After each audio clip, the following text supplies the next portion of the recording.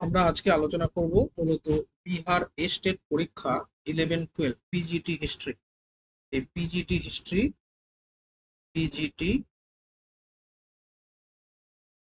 PGT history পরীক্ষা, যে পরীক্ষা 11-12 এর জন্য নেওয়া হয়েছিল।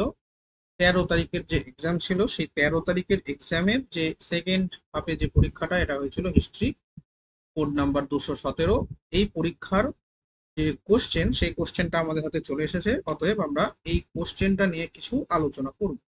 আলোচনা মিন্স যে এই কোশ্চেন গুলোকে নিয়ে আমরা ধরে ধরে আলোচনা করব, তার কারণ পরবর্তী যে পরীক্ষাগুলো হবে সেটাতে কিন্তু এই প্রশ্নগুলো অবশ্যই কাজে লাগবে। ঠিক আছে, তাহলে কোন কোন জায়গা থেকে প্রশ্নগুলো হয় সেটা আমাদের কিন্তু অবশ্যই জানার দরকার। সেই কারণে আমাদেরকে এই মূলত ক্লাসটা করা। তাহলে সামনে আমাদের পরীক্ষা, তোমরা জানো, তো পরীক্ষাগুলোকে ভালো মতো দিতে হবে, সেই কারণে আমরা এই আলোচনাটা করছি। প্রথম যে প্রশ্নটা দেখো, 301 থেকে আমাদের কোশ্চেনটা শুরু হচ্ছে যে who appointed John Marshall as the director of the archaeological department. যে আর্কিওলজিক্যাল ডিপার্টমেন্টকে জন মার্শালকে কে অ্যাপয়েন্ট করেছিলেন? তাহলে তার উত্তর হচ্ছে লর্ড কার্জন। লর্ড কার্জন হচ্ছে জন মার্শালকে অ্যাপয়েন্ট করেছিল আর্কিওলজিক্যাল ডিপার্টমেন্টের একজন ডাইরেক্টর হিসেবে। চলে আসি নেক্সট কোশ্চেন। নেক্সট কোশ্চেন আছে which city was discovered by Dayanand Sahni, Dayaram Sahni. Dayaram Sahni যে ছিল, আমরা দয়ারাম সাহানির নাম আমরা জানি, হরপ্পা সভ্যতা পড়তে গেলেই আমরা পড়েছি। দয়ারাম সাহানি কোন সভ্যতা, অর্থাৎ কোন কেন্দ্র, হরপ্পা সভ্যতার কোন কেন্দ্রটা আবিষ্কার করেছে? তাহলে তার উত্তরটা আমরা এখানে দেখতে পাচ্ছি কি, হরপ্পা সভ্যতা। হরপ্পা সভ্যতা মানে হরপ্পা কেন্দ্র। এই 1 নম্বর অপশন দেখো, হরপ্পা, লৌথাল, মহেঞ্জোদারো, কালীবাগান। তাহলে এর উত্তরটা আমরা দেখতে পাচ্ছি কি, হরপ্পা। এই হরপ্পাটা কিন্তু তিনি আবিষ্কার করেছিলেন। নেক্সট চলে আসি পরের কোশ্চেন 303। কি বলা হচ্ছে এখানে যে which state the remains of Harappan civilization have not been found, মানে হরপ্পা সভ্যতার কোনো নিদর্শন এই সব জায়গাগুলোর মধ্যে কোথায় পাওয়া যায়নি? আমরা জানি হরপ্পা সভ্যতার বিস্তার কি একদম ম্যাপের আকারে যদি আমরা দেখি, এটা হচ্ছে ভারতবর্ষ, ভারতবর্ষের উত্তর পশ্চিম সীমান্ত, এই যে জায়গাটা, এখানটাতে কিন্তু হরপ্পা সভ্যতার বিস্তার কিন্তু ছিল, হরপ্পা সভ্যতাটা মূলত ছিল।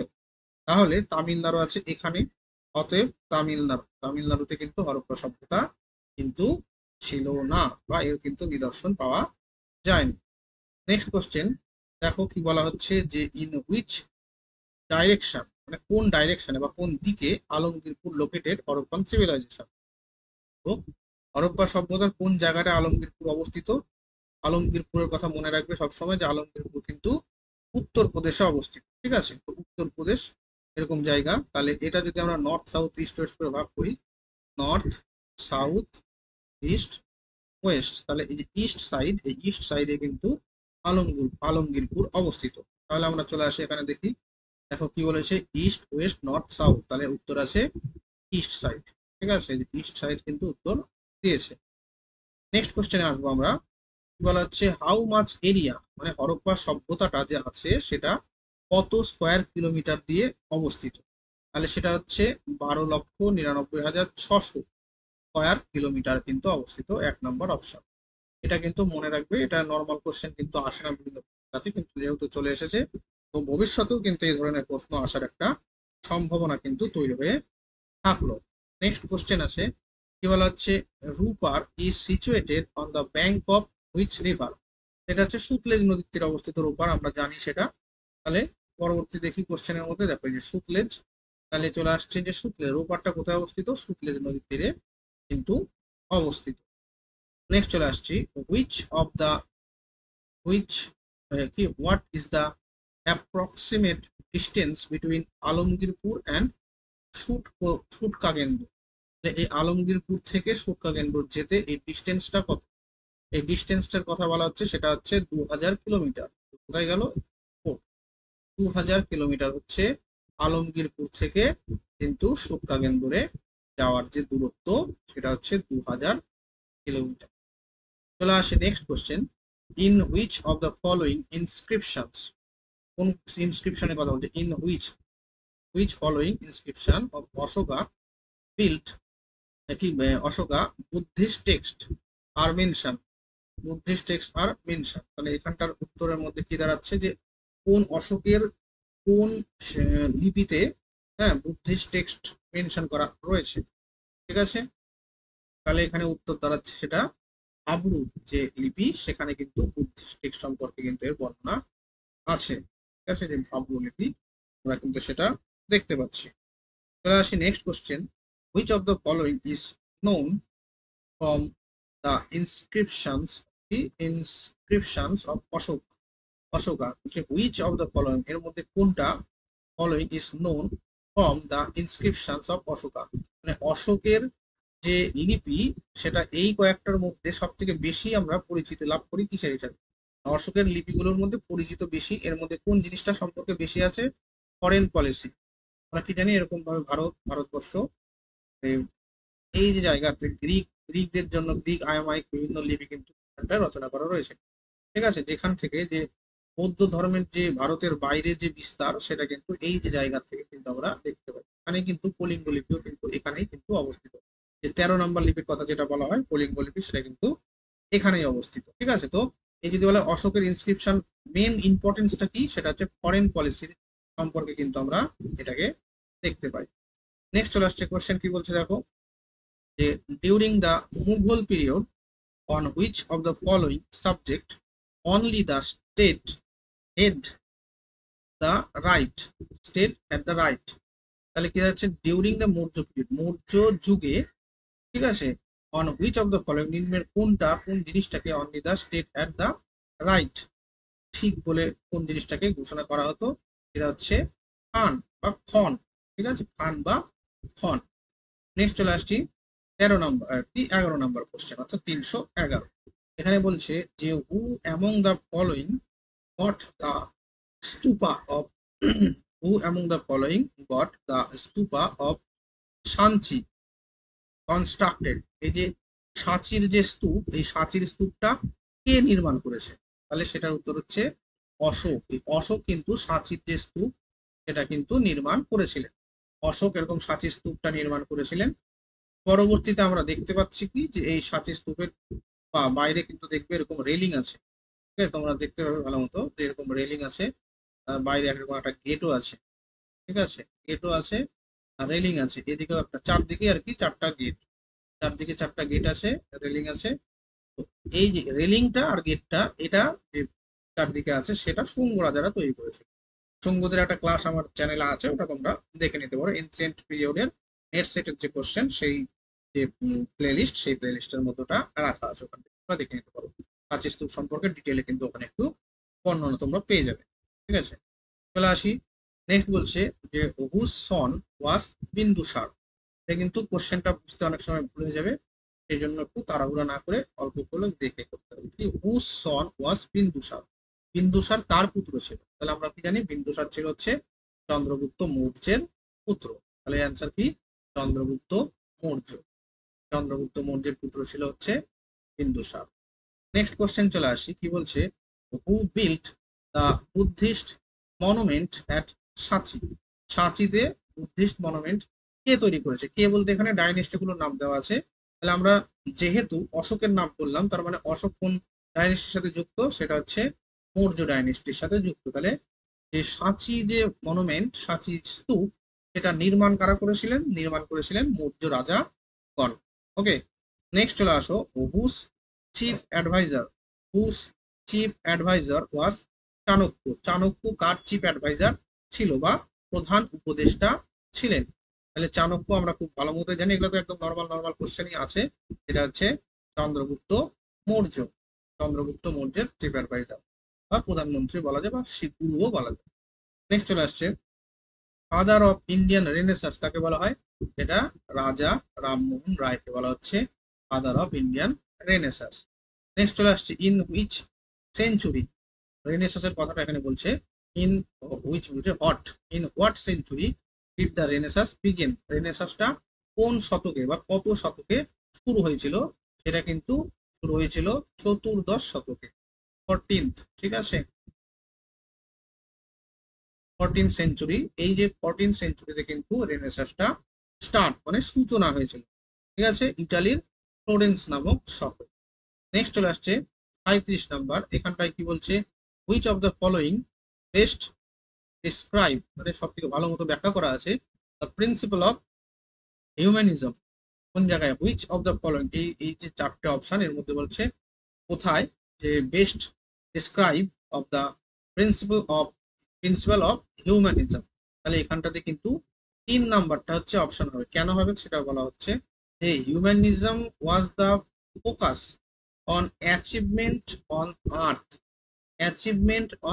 এটা হচ্ছে মেন কথা, ঠিক আছে, রেদার দেন প্রিপারেশন গেল অফ দ্য আফটার লাইফ, যে জীবনের পরে কি হবে সেটার ব্যাপার না, পৃথিবীতে বেঁচে থাকতে কি করতে হবে, এটাই হচ্ছে এদের মূল ফোকাস। এটাই হচ্ছে রেনেসাঁসের বক্তব্য। Who is consider as the model of the people during the renaissance, রেনেসাঁসের সময়ের who is consider as the model of the people during the renaissance, রেনেসাঁসের সময় কে একজন বিশেষ ব্যক্তিত্ব, মানে রোল মডেল ছিল এরকম ভাবে বলা হচ্ছে। তো সেখানটাতে কাদেরকে, মানে কারা এর মেন পরিচালক বা পরিচালনা করেছেন, তাদের মধ্যে উল্লেখযোগ্য হচ্ছে রোমান এবং গ্রিক। যে রোমান এবং গ্রিকরাই হচ্ছে রেনেসাঁসকে কিন্তু মেইনলি পরিচালনা করেছে, তাদের দ্বারাই রেনেসাঁ কিন্তু সংঘটিত হয়েছিল। নেক্সট চলে আসো কোশ্চেন, কি বলছে, which city is consider place renaissance, কোন সিটির কথা বলছে, তাই না, একটু আগে আমি কি বললাম, ইটালির ফ্লোরেন্স, এই যে ইটালির ফ্লোরেন্স শহর, ঠিক আছে, একটা কোশ্চেন করলেই পরের কোশ্চেনে কিন্তু সেই রিলেটেড কোশ্চেন মধ্যে থেকে কিন্তু কমন পাওয়া যাবে। এরকম ভাবে কিন্তু তোমরা টপিক ওয়াইজ কিন্তু পড়তে থাকবে।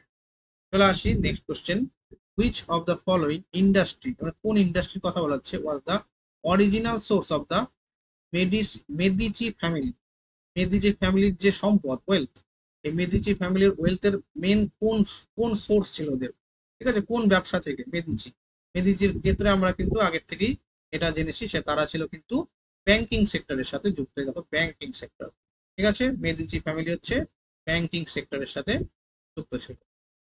নেক্সট কোশ্চেন কি বলা হচ্ছে যে হু first use the term industrial revolution, industrial revolution এই যে শব্দটা, এই শব্দটা সর্বপ্রথম কে ব্যবহার করেছে, এই শব্দটা আর্নল্ড টয়েনবি, কোথায় গেল আর্নল্ড টয়েনবি, 3 নম্বর অপশন আর্নল্ড টয়েনবি হচ্ছে অক্সফোর্ড বক্তৃতামালায় কিন্তু এই কথাটা বলেছিলেন। চলে আসি নেক্সট, দেখো when was Toynbee speech on industrial revolution publish, তার এই যে বক্তব্যটা এটা কোথায়, এবার কত সালে সেটা পাবলিশ হচ্ছে, সেটা হচ্ছে 1884, এটা মনে রাখার একটা ভালো উপায় হচ্ছে জাতীয় কংগ্রেস প্রতিষ্ঠার 1 বছর আগে, ঠিক আছে, 1884, অর্থাৎ জাতীয় কংগ্রেস প্রতিষ্ঠার 1 বছর আগে, এটা কিন্তু মনে রাখবে। চলে আসি next question, which of the following is not, কি বলছে দেখো, which of the following is not included in great Britain, বলছে এর মধ্যে গ্রেট ব্রিটেনের সাথে যুক্ত নয় কি, আমরা জানি ইংল্যান্ড যে আছে এখানে অনেক কয়েকটা দ্বীপ নিয়ে গঠিত, ঠিক আছে, তো এই গ্রেট ব্রিটেনের অনেকগুলো দ্বীপ ইংল্যান্ড নিয়ে, তার মধ্যে মানে ওই দ্বীপগুলোর মধ্যে ইংল্যান্ড হচ্ছে একটা, ঠিক আছে, গ্রেট ব্রিটেনের মধ্যে। তো এই দ্বীপগুলোর মধ্যে কি কোনটা ছিল না, আয়ারল্যান্ড যেটা আছে, এই আয়ারল্যান্ড এটা হচ্ছে গ্রেট ব্রিটেনের দ্বীপের মধ্যে ছিল না, বাদ বাকি স্কটল্যান্ড, ইংল্যান্ড, ওয়েলস, হ্যাঁ প্রিন্স অফ ওয়েলস আমরা বলি, তো ওয়েলস, ইংল্যান্ড, স্কটল্যান্ড এরা কিন্তু ছিল, ঠিক আছে, আয়ারল্যান্ডটা কিন্তু আলাদা, আয়ারল্যান্ড কিন্তু গ্রেট ব্রিটেনের অন্তর্গত নয়, কোনো ম্যাপটা দেখবে। নেক্সট চলে আসছে, whom did Henry 7 marry, whom কখন did Henry 7 marry after his break with Catherine, ক্যাথরিনের সাথে বিবাহ বিচ্ছেদের পর, এখানে কি বলা হচ্ছে whom did Henry 7 marry after the break with Catherine, তাহলে ক্যাথরিন, ওটা ক্যাথরিন হচ্ছে ব্রিগেন যা নাম ছিল, পর্তুগিজ নারী ছিলেন, ঠিক আছে, তারপরে তাকে কাকে বিয়ে করেছিলেন, ক্যাথরিনের সাথে বিচ্ছেদের পর অ্যানি বেলন, ঠিক আছে, অ্যানি বলিয়ানকে বিয়ে করেছিল। এই ক্যাথরিন ব্রিগেঞ্জাকে বিয়ে করার পরেই কিন্তু ইংলিশরা কিন্তু গোয়াটা পেয়েছিল অ্যাজ এ, মানে ব্রাইডাল গিফট হিসাবে, ঠিক আছে, পণ যেটা বলা হয়, এই পণ এর থেকে কিন্তু ওটা পাওয়া হয়েছে। তো যাই হোক তারপরে কিন্তু বিয়েটা ভেঙে গেছিল।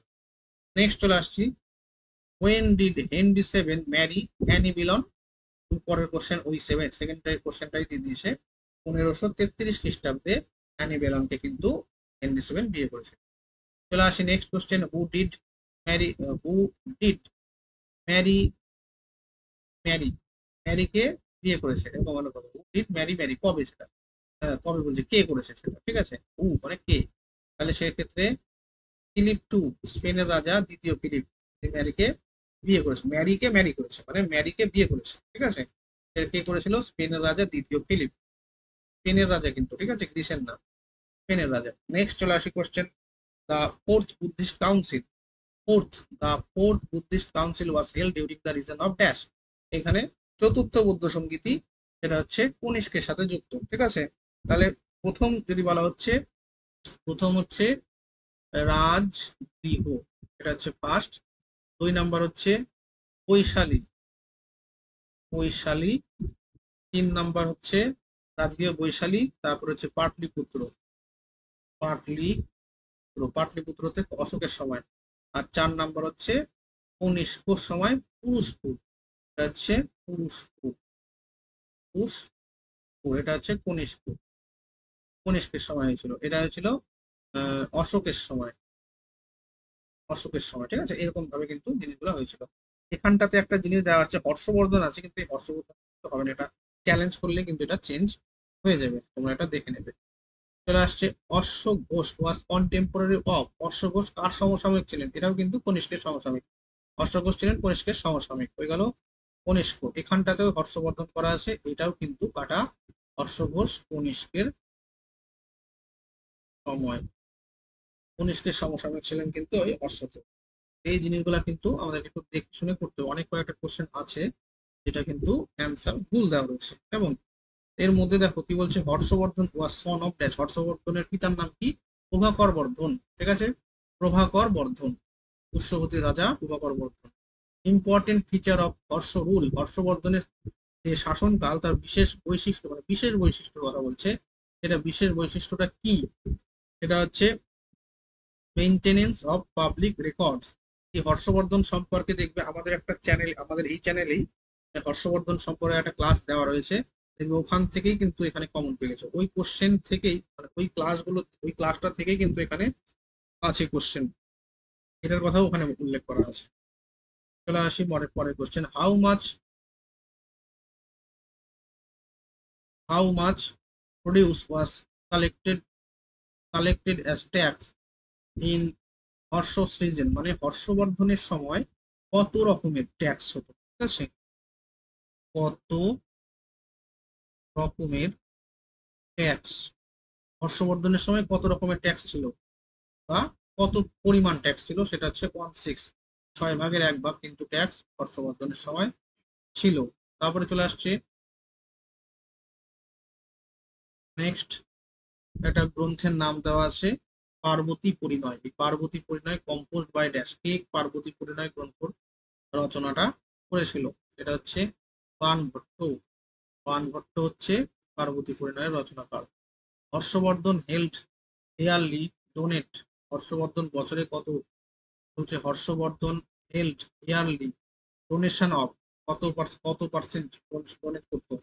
এটা হচ্ছে তার যা টোটাল যে উপার্জন তার 5/1, 5 ভাগ, গেল 20%, যেটা বলা হচ্ছে 5, এখানে হচ্ছে 5টা হচ্ছে অ্যান্সার। তারপরে চলে আসছি পরের question, where was the main capital of Chola, Chola রাজাদের মেন প্রধান ক্যাপিটাল কি ছিল? তানজোরের চোল, তানজোরের চোল বলা হচ্ছে, তানজোর ছিল তাদের ক্যাপিটাল। নেক্সট চলে আসছে an important measure of knowledge কি an important means of knowing the history of South India is, South ইন্ডিয়ার সম্পর্কে জানার জন্য যে উপাদান প্রধান বা গুরুত্বপূর্ণ, সেটা হচ্ছে সঙ্গম লিটারেচার, সঙ্গম লিটারেচার থেকে কিন্তু সাউথ ইন্ডিয়ার সম্পর্কে কিন্তু আমরা তথ্য পাই, বা সাউথ ইন্ডিয়ার ইতিহাস সম্পর্কে তথ্য পাই। নেক্সট চলে আসছে উইচ আর্লি চোলা রুলার, কি বলছে? আর্লি চোলা, চোল রাজারা দুটা পার্ট আছে, আর্লি চোলা আর পরবর্তী চোলা। তো এই আর্লি চোলা রুলার যখন ছিল, মেনশন সঙ্গম লিটারেচারে, সঙ্গম সাহিত্যে উল্লেখ আছে আর্লি চোলার, ঠিক আছে। সেই রাজা, ঐতিহাসিক রাজা যে ছিল তার নাম কি? তার নাম ছিল কারিকল, কারিকাল, ঠিক আছে। সাতটানার, এই মণি মেকলাই, শিলাপদিকরম, এই যে গ্রন্থগুলো, এই কারিকলের এই টাইমের কিন্তু আমরা পড়ে থাকি সেটা। চলে আসি নেক্সট, কলিঙ্গ টু পারানিকি, একটা গ্রন্থ, কলিঙ্গ টু পারানিকি, এই যে গ্রন্থ, এটা কম্পোজটা কি করেছে, মানে এর রচয়িতাকে? এর রচয়িতা হচ্ছেন জয়ানুবন ধর, জয়া নাগন্দর, এটাকে খুব ভালো মতো মুখস্থ করতে হবে, তার কারণ না হলে এটা মনে রাখা যাবে না। ওকে, নেক্সট চলে আসছে lineage of the lineage of which Chola ruler is mentioned in the কলিঙ্গাট্টু পারানি, কলিঙ্গাট্টু পারানি। তো এই যে উল্লেখ আছে এটা কোথায়, এটা হচ্ছে প্রথম কুলোতুঙ্গ, ঠিক আছে, প্রথম কুলোতুঙ্গর ক্ষেত্রে এটা কিন্তু উল্লেখ করা হয় বা হয়েছে। নেক্সট চলে আসছে হুস কম্পোজিশন অফ পেরিয়া পুরাণ। পেরিয়া পুরাণ একটা দক্ষিণ ভারতের, অর্থাৎ দক্ষিণ ভারতের গ্রন্থ পেরিয়া পুরাণ। এই পেরিয়া পুরাণের লেখক হচ্ছে শেখর, শেখর স্বামী বা শেখর। এটা হচ্ছে শিবের উৎসর্গ করা হয়েছে শিবকে। এরা ছিল হচ্ছে নয়নার সম্প্রদায়, নয়নার, নয়নার সম্প্রদায়। নয়নার সম্প্রদায় মানে শিবের উপাসক। আর আলাবার সম্প্রদায় সেটা হচ্ছে বিষ্ণু উপাসক, সেটা হচ্ছে দক্ষিণ ভারত। চলে আসুক পরের কোশ্চেন। পরের কোশ্চেনে কি আছে, তিরুভান্দিপুরম, তিরুভান্দিপুরম ইনস্ক্রিপশন ইজ কন্টেম্পোরারি অফ হুম। এটা হচ্ছে তিরুভান্দিপুরম যে ইনস্ক্রিপশন সেটা কার সমসাময়িক ছিল, সেটা ছিল রাজরাজ, তৃতীয় রাজরাজের সমসাময়িক তিরুভান্তিপুরমের এটা। তারপরে চলে আসছে what were the traditional Nobel of France call dash. Traditional Nobel বলা হচ্ছে, ট্র্যাডিশনাল নোবেল, ঠিক আছে, এর মধ্যে কে আছে, তাহলে সেটা এখানটাতে বলা ট্র্যাডিশনাল, যেটা মানে নর্মালি যেটা জন্মসূত্রে আর কি যে অভিজাত ছিল, তো জন্মসূত্রে অভিজাত বলা হচ্ছে নোবেল অফ দ্য সৌড। ফ্রান্সে জন্মসূত্রে অভিজাতদেরকে নোবেল অফ দ্য সৌড বলা হতো। নেক্সট চলে আসছে who ruled France during the French revolution. ফরাসি বিপ্লব যখন শুরু হয় তখন সে সময় রাজা কে ছিল ষোড়শ লুই, লুই 16।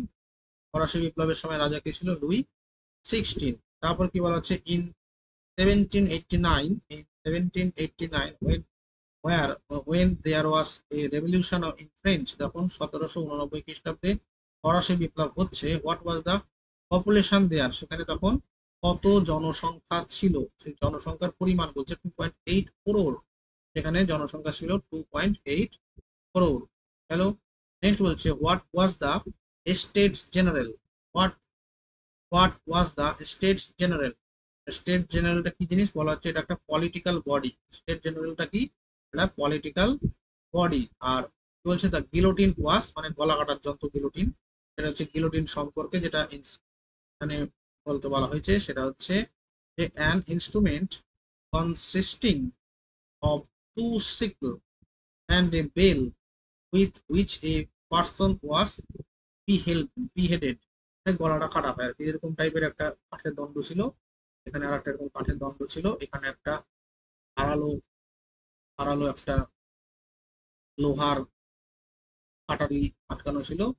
আর এখানটাতে যেরকম মানুষকে গলা রাখার একটা ব্যবস্থা, এখানে একটা চেন ছিল, চেনটা ধরে টানলে এটা নিচের মধ্যে ধাচাক করে পড়লো, গলাটা নেমে গেল। তো এইরকম একটা ব্যাপার, মানে বলি দেওয়ার টাইপের সিস্টেম, ঠিক আছে। গিলোটিন এটা তৈরি করেছিল কেন, গিলোটিন, যাই হোক, ডক্টর গিলোটিন এটা তৈরি করা। হোয়াট ওয়াজ দ্য, বলছে what was the reason for the French revolution of 1789, কারণটা, কারণের কথা বলছে বোথ, এখানে বলছে ইকোনমিক কারণও ছিল, আবার অটোক্রেসিও ছিল, অর্থনৈতিক ভাবে শোষিত হয়েছিল কৃষকরা, এটা একটা কারণ। আবার একনায়কতন্ত্র, ঠিক আছে, রাজা একনায়কতন্ত্র ক্ষমতা শুরু করেছিল, এটাও ছিল একটা কারণ। চলে আসি next question, when did the first world war end. আমরা জানি ফার্স্ট ওয়ার্ল্ড ওয়ার যে শুরু সেটা হচ্ছে 1914-তে, আর শেষ হচ্ছে 1918। তাহলে এখানে প্রশ্ন হচ্ছে ইন্ড, তাহলে এটা হবে 1918। চলে আসি তাহলে 1918 হয়ে গেল, 1918, তাহলে এখানটায় চলে আসছে 2 নাম্বার, 1918 খ্রিস্টাব্দে নভেম্বর, এখানে কিন্তু প্রথম বিশ্বযুদ্ধ শেষ হচ্ছে। তারপরে নেক্সট চলে আসছি 48 নাম্বার কোশ্চেন। এখানে বলা হচ্ছে যে which was the most important piece treaty of the Paris piece conference. প্যারিসের সন্ধি, ঠিক আছে, মোস্ট ইম্পর্টেন্ট এর মধ্যে কি ছিল, এই প্যারিসের সন্ধি যে হয়েছিল, ওখানে অনেকগুলো, মানে প্রথম বিশ্বযুদ্ধের পর প্যারিসের সন্ধি হয়, এই প্যারিসের সন্ধিটা হচ্ছে 1919-এ, ঠিক আছে, 18 লাস্টের দিকে শুরু, 1919টাই ধরা হয়। এখানে অনেক কয়েকটা মোট 5খানা সন্ধির হয়েছিল। 5টার মধ্যে সবথেকে গুরুত্বপূর্ণ সন্ধি সেটা হচ্ছে ভার্সাই সন্ধি। কেন ভার্সাই সন্ধি? তার কারণ ভার্সাই সন্ধি হচ্ছে জার্মানির সাথে করা হয়েছিল, না এটা হচ্ছে সব থেকে গুরুত্বপূর্ণ সন্ধি। চলে আসি 49 number, when did the treaty of Versailles take place? When, কখন হয়েছিল সেটা? সেটা হচ্ছে 1919 খ্রিস্টাব্দের জুন মাসে হয়েছিল। পরের কোশ্চেনে একই আছে, 1919-এর জুন মাস। চলে আসি next 50 number question, when did the treaty of Frankers Frankfurt হচ্ছে ফ্রাঙ্কফুর্ট টেক প্লেস? ফ্রাঙ্কফুর্ট যে পার্লামেন্ট সেটা কোন জায়গায় অবস্থিত? When did the treaty of Frankfurt, ফ্রাঙ্কফুর্টের সন্ধিটা কত সালে হচ্ছে? ফ্রাঙ্কফুর্টের সন্ধি হচ্ছে 1871, 1871 খ্রিস্টাব্দে, 1871। এই ফ্রাঙ্কফুর্টের সন্ধির মাধ্যমে কিন্তু এদিকে জার্মানির যে ঐক্যবদ্ধ, জার্মানি পাশিয়ার যে ঐক্য আন্দোলন, হিটলার আর কি বিসমার্কের নেতৃত্বে, তো এই ক্ষেত্রে কিন্তু এটা একটা গুরুত্বপূর্ণ ভূমিকা পালন করেছে। মোটামুটি 1 থেকে 50টা কোশ্চেন আলোচনা করা হলো। এর পরের ভিডিওতে 51 থেকে 100 নাম্বার কোশ্চেনটা আলোচনা করা হবে। এটা হচ্ছে 2024 স্টেট স্টেট পরীক্ষা, পিজিটি পিজিটি স্টেট পিজিটি পরীক্ষার কোশ্চেন। আজকে আলোচনা হলো 1 থেকে 50, এরপর আলোচনা হবে 51 থেকে 100, তারপরে হবে 101 থেকে 150। ঠিক আছে, আজকের মতো এখানেই।